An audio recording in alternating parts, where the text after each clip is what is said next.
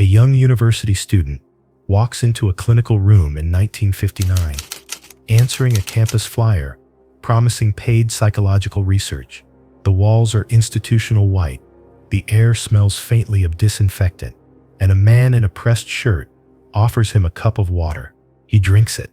Within an hour, the room begins to breathe. Colors bleed from the ceiling. His hands melt into the armrest.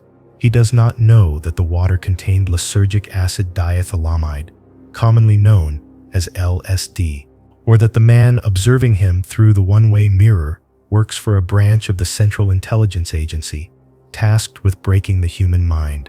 He does not know that his consent was never informed, that his experience will be recorded in a file or later marked for destruction, or that decades will pass before the world learns what was done to him. This is not fiction. This is drawn from declassified files and public archives. Between 1953 and 1973, the CIA conducted a covert research program spanning more than 80 institutions across the United States and Canada. Universities, hospitals, prisons, and safe houses became laboratories. The program's codename was MKUltra, derived from the agency's cryptonym system, where MK designated projects handled by the technical services staff. Its mission was to develop techniques for mind control, behavior modification, and enhanced interrogation through the use of drugs, hypnosis, sensory deprivation, electroshock, and psychological torture.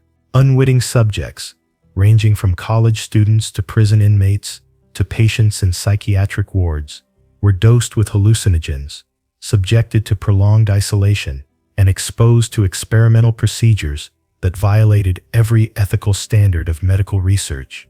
The program was authorized at the highest levels of American intelligence, justified by Cold War paranoia and the belief that Soviet and Chinese agencies had already mastered the art of brainwashing.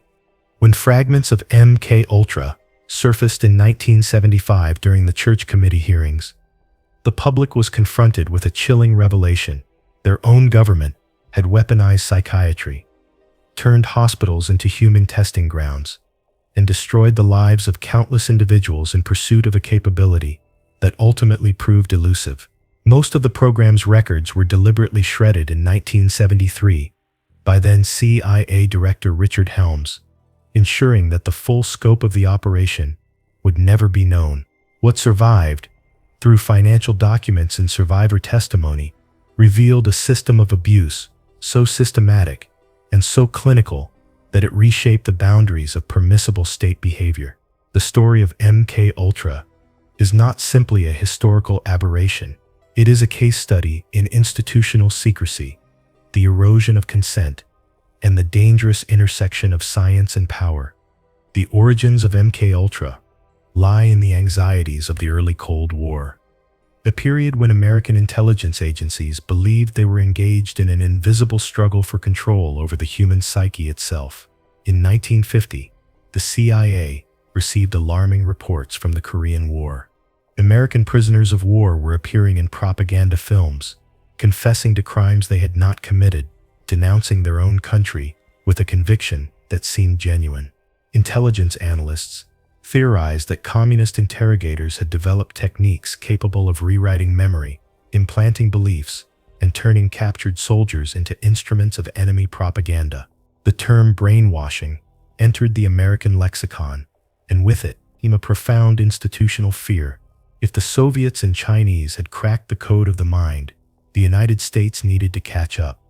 In April 1953, Allen Dulles, the newly appointed Director of Central Intelligence, authorized the creation of MKUltra under the leadership of Dr. Sidney Gottlieb, a chemist with a background in poisons and a belief that pharmacology could unlock the secrets of human behavior. Gottlieb operated out of the Technical Services Staff, a division responsible for developing espionage tools, ranging from invisible inks to lethal toxins. His mandate was sweeping. He was to explore every avenue of behavioral control, test every substance and technique that might render a subject compliant, amnesic, or suggestible. The program was given exceptional secrecy provisions. Even within the CIA, only a handful of senior officials knew its full scope. Congressional oversight was non-existent. Financial records were kept off the books. Gottlieb reported directly to Dulles, bypassing the usual channels of accountability. The rationale for MKUltra was framed in terms of national survival. If enemy agents could be chemically compelled to reveal intelligence, if captured American operatives could be immunized against interrogation, if foreign leaders could be subtly incapacitated through untraceable means, the balance of Cold War power might shift decisively. This logic, urgent and terrifying, became the moral justification for actions that would have been unthinkable in peacetime. The program was not presented as experimental cruelty. It was presented as a defensive necessity, a race against adversaries who were presumed to have no ethical constraints. That presumption, never conclusively proven, allowed MKUltra to operate for 2 decades without meaningful scrutiny. The tradecraft of MKUltra was as varied as it was ruthless. At its core, the program was an attempt to reverse engineer the mind, to identify the chemical and psychological levers that could make a person pliable, forgetful, or broken. The primary tool was L.S.D, a powerful hallucinogen synthesized in 1938 and largely unknown to the public in the 1950s. Gottlieb believed that L.S.D could shatter a subject's sense of reality, creating a state of confusion and vulnerability in which new information could be planted or old information extracted. Between 1953 and 1964, the CIA purchased the entire world supply of L.S.D from the Swiss pharmaceutical company Sandoz, distributing it to researchers across the MKUltra network. The drug was administered in settings ranging from university psychology departments to CIA safe houses, often without the knowledge or consent of the subjects. One of the most notorious sub-projects was conducted at a network of safe houses in New York and San Francisco, where CIA operatives lured unsuspecting civilians, typically marginalized individuals such as sex workers and their clients, into rooms equipped with one-way mirrors and recording equipment. The subjects were dosed with L.S.D, then observed as they experienced hallucinations, paranoia, and dissociation. The operatives, many of whom were not trained medical professionals, took detailed notes on the subject's behavior, looking for patterns that might be useful in interrogation scenarios. The safe house operations, codenamed Operation Midnight Climax, ran from 1955 to 1963.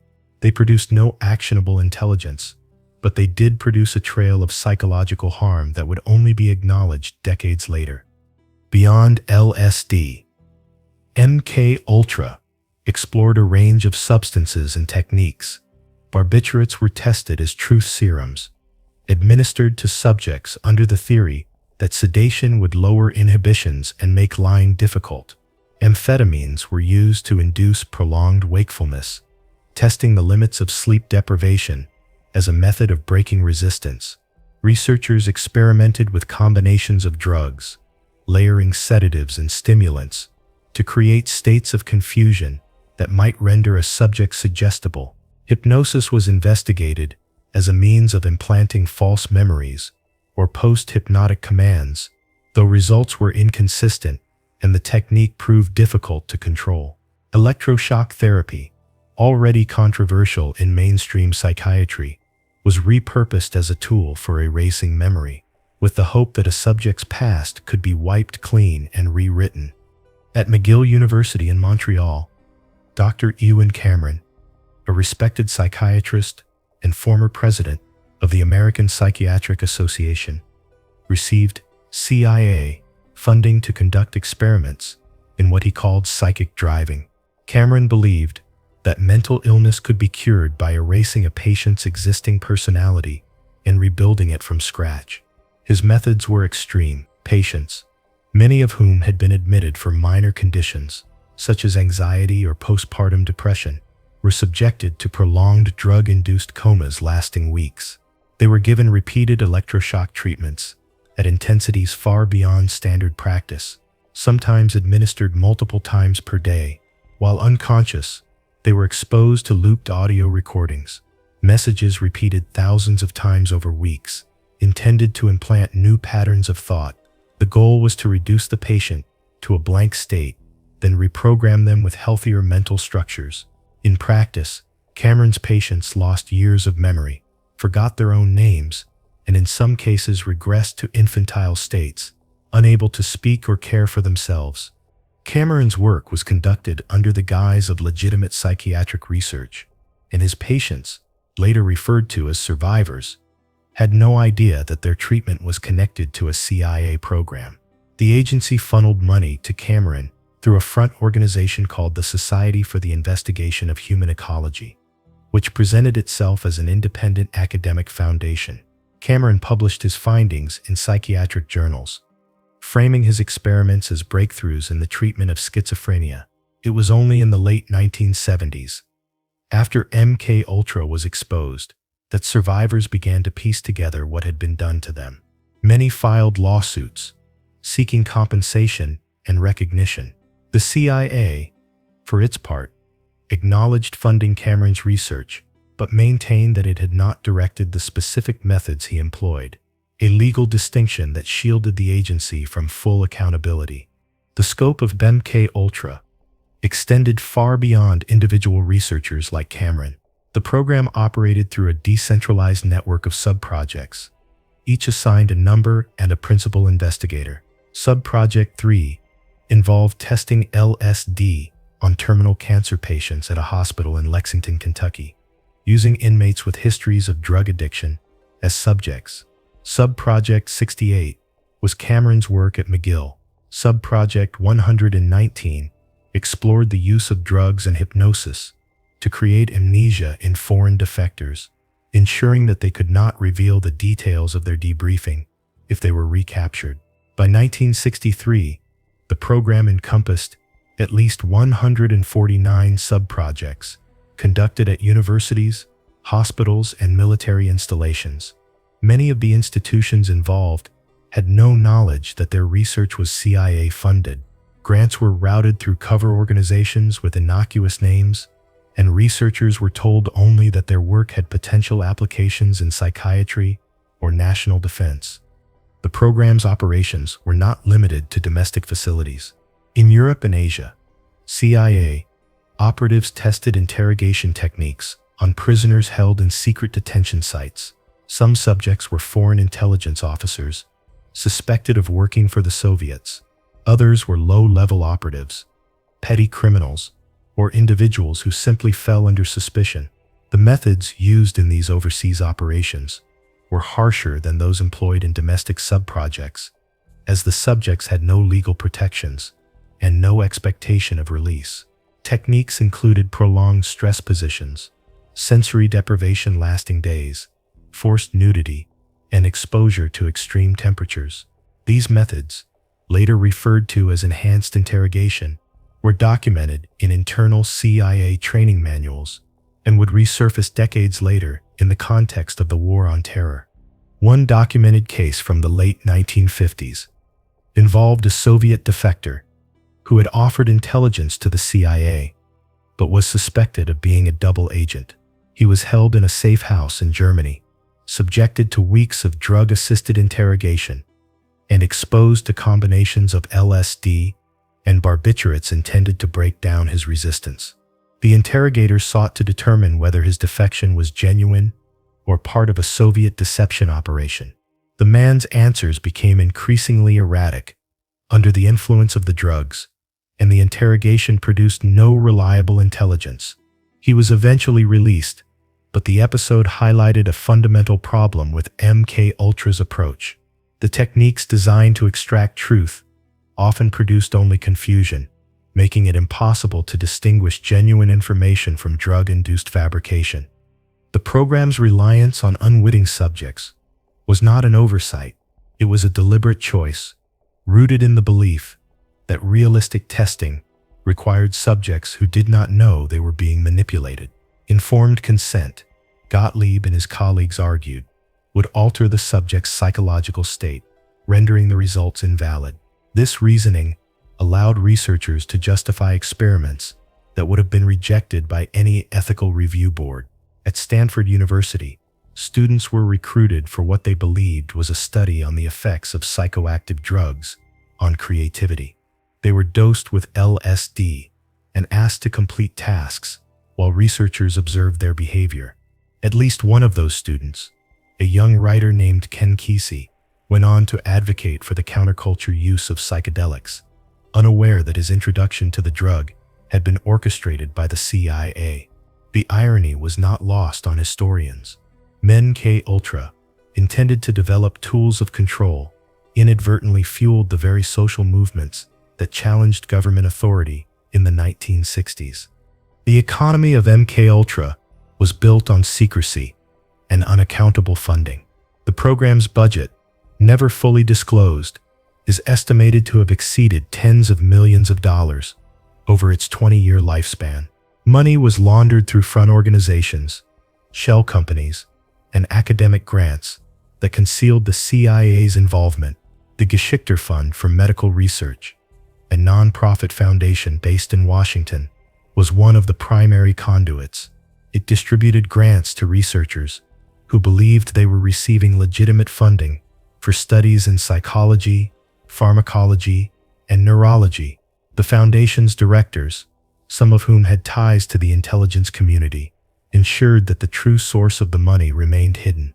This arrangement allowed the CIA to operate outside the oversight of Congress and the executive branch, spending taxpayer dollars on experiments that would have been politically and legally indefensible if publicly known. The political cover for MKUltra was provided by the broader context of Cold War secrecy.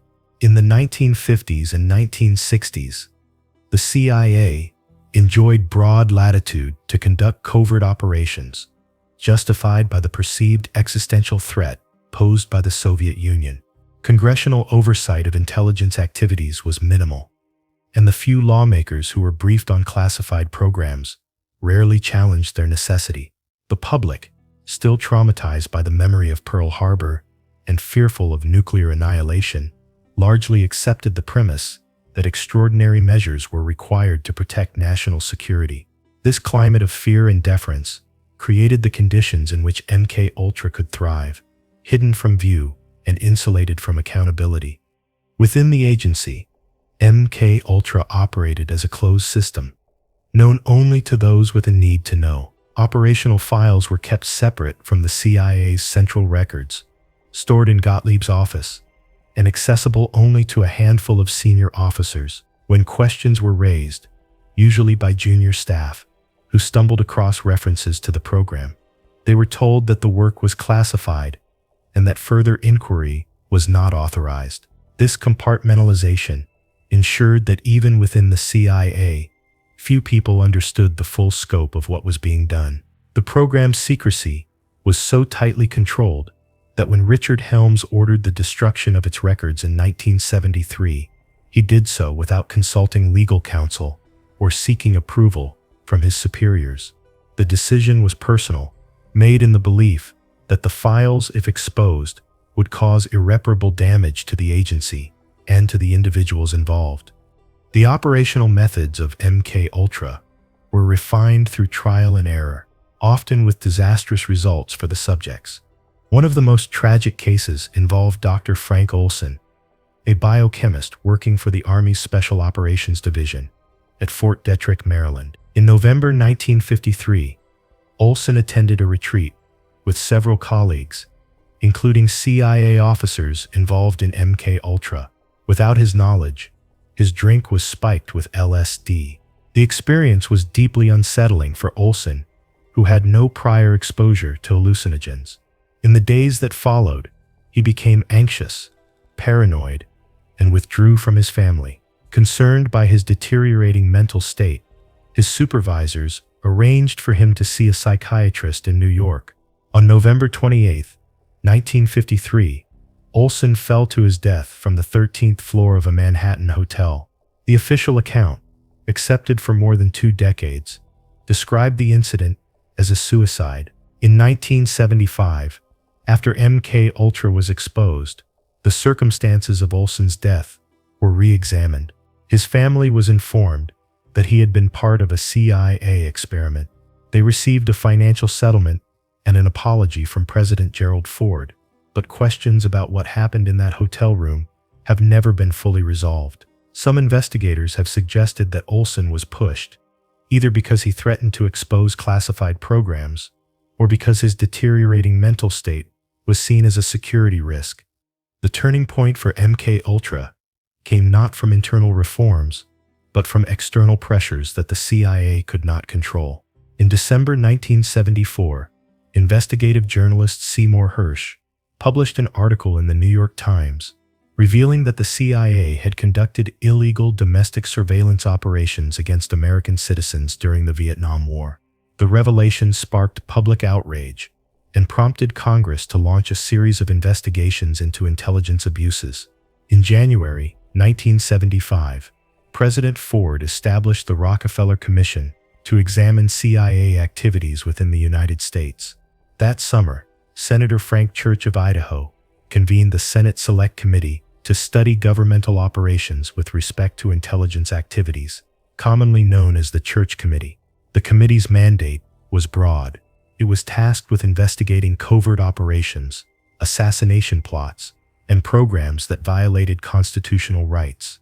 As investigators combed through CIA files, they encountered references to a program involving drug experiments and behavioral research. The details were fragmentary, as most of the operational records had been destroyed 2 years earlier. But financial documents, oversight memos, and the testimony of former employees began to sketch the outlines of MKUltra. In August 1977, the Senate held public hearings on the program. Survivors testified, describing their experiences in university labs, psychiatric wards, and CIA safe houses. Dr. Sidney Gottlieb, the program's architect, was called to testify. He appeared reluctant, offering vague answers and insisting that the work had been necessary to protect national security. Senator Ted Kennedy of Massachusetts, chairing the hearings, pressed him on the use of unwitting subjects. Gottlieb acknowledged that informed consent had not always been obtained, but argued that realistic testing required subjects who were unaware they were being manipulated. His testimony, calm and unrepentant, shocked the public and solidified MKUltra's place in the national consciousness as a symbol of government overreach. The political fallout was immediate. The Church Committee's final report, published in 1976, described MKUltra as a program that had violated the constitutional rights of American citizens, contravened international norms regarding human experimentation, and produced no meaningful intelligence gains. The report recommended sweeping reforms to intelligence oversight, including the creation of permanent congressional committees with the authority to review classified programs. In 1976, President Ford issued an executive order banning the CIA from conducting experiments on human subjects without informed consent. In 1978, the Foreign Intelligence Surveillance Act established legal frameworks for domestic intelligence activities, requiring judicial approval for certain operations. These reforms, though significant, came too late for the hundreds, possibly thousands of individuals who had been subjected to MKUltra's experiments. The aftermath of MKUltra unfolded slowly, over decades, as survivors sought recognition and compensation. In 1988, the Canadian government reached a settlement with victims of Dr. Ewan Cameron's experiments, acknowledging that the country had failed to protect its citizens from abuse. The CIA, however, remained largely shielded from legal liability. Courts ruled that the agency's actions, though unethical, had been carried out under the authority of national security, a legal doctrine that made it difficult for plaintiffs to prevail. Some survivors received financial settlements, but many others died before their cases could be resolved, their suffering unacknowledged by the institutions that had caused it. In the years since MKUltra's exposure, the program has been re-examined by historians, journalists, and filmmakers, each seeking to understand how such abuses could have occurred. Declassified documents, released in batches over the past 4 decades, have provided new details about specific sub-projects, funding mechanisms, and the individuals involved. The National Security Archive, a research institute based at George Washington University, has compiled extensive collections of MKUltra files, making them accessible to the public. Museums and educational institutions have incorporated the program into exhibits on Cold War history and the ethics of scientific research. The legacy of MKUltra is not confined to the past. It has shaped contemporary debates about interrogation techniques, medical ethics, and the limits of state power. The program's influence can be seen in the resurgence of so-called enhanced interrogation methods during the War on Terror. Techniques such as waterboarding, stress positions, and sensory deprivation, documented in the CIA's post-9/11 detention and interrogation program, bear striking similarities to methods tested under MKUltra. Critics have argued that the agency's willingness to revive these practices, despite their historical association with abuse and ineffectiveness, reflects a failure to learn from the past. Defenders of enhanced interrogation have countered that the techniques were legally authorized, carefully monitored, and produced actionable intelligence, a claim that remains contested. The parallels between MKUltra and the War on Terror interrogations underscore a recurring tension in American policy. The impulse to protect national security, when unchecked by oversight and accountability, can lead to the erosion of the very values it seeks to defend.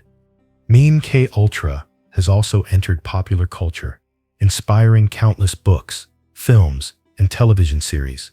From The Manchurian Candidate to Stranger Things, the program's imagery, a sinister government conducting secret experiments on unsuspecting subjects, has become a cultural touchstone. These fictional portrayals, while often exaggerated, reflect a genuine public anxiety about the capacity of powerful institutions to abuse their authority. The program's exposure in the 1970s coincided with a broader crisis of trust in American government, fueled by the Vietnam War, the Watergate scandal, and revelations about FBI surveillance of civil rights leaders. MKUltra became emblematic of a moment when the public realized that the institutions they had been taught to trust were capable of profound betrayal. The ethical questions raised by MKUltra remain unresolved. Can extreme measures ever be justified in the name of national security? What responsibility do scientists bear when their research is co-opted for harmful purposes? How can societies balance the need for secrecy and intelligence work with the imperative of democratic accountability? These questions, debated in the aftermath of the program's exposure, continue to resonate in contemporary discussions about surveillance, biotechnology, and artificial intelligence. The lesson of MKUltra is not simply that governments can abuse power.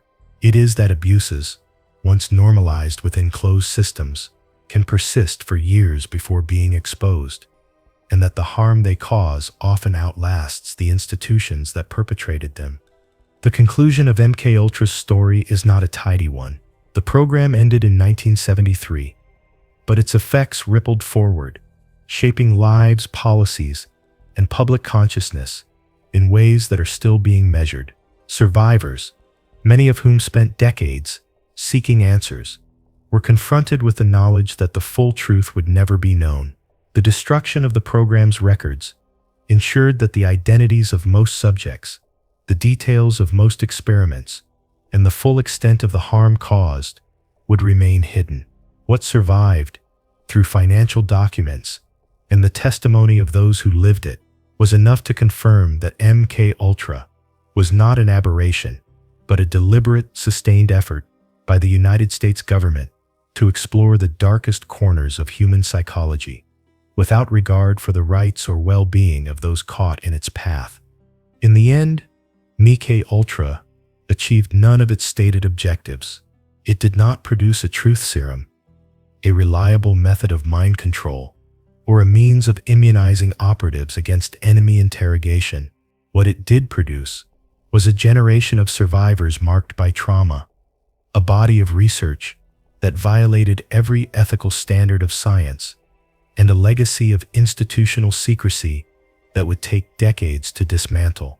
The program stands as a cautionary tale about the dangers of unchecked power, the fragility of consent, and the ease with which noble intentions can be twisted into acts of profound cruelty. The story of MKUltra is not simply history. It is a reminder that the capacity for abuse exists wherever authority operates in darkness, and that vigilance, transparency, and accountability are the only safeguards against its return.